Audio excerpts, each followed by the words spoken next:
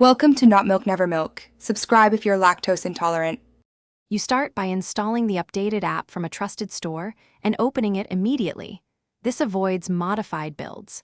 Grant the camera and storage permissions so the app can access live video and save captures, but do not enable extra sensors unless necessary.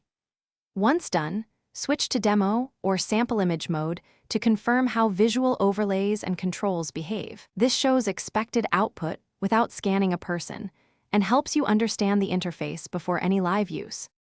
Next, choose the app's operating mode, demo, simulated X-ray, or camera overlay, so you know whether results are a filtered simulation versus raw capture.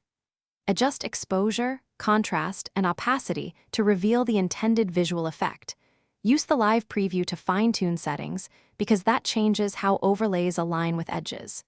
Make sure you test with a consenting volunteer or a mannequin to confirm framing and safety. This avoids privacy violations and explains why the app behaves a certain way. When ready, position the camera, choose single shot or burst capture, and take a test image while watching the overlay alignment.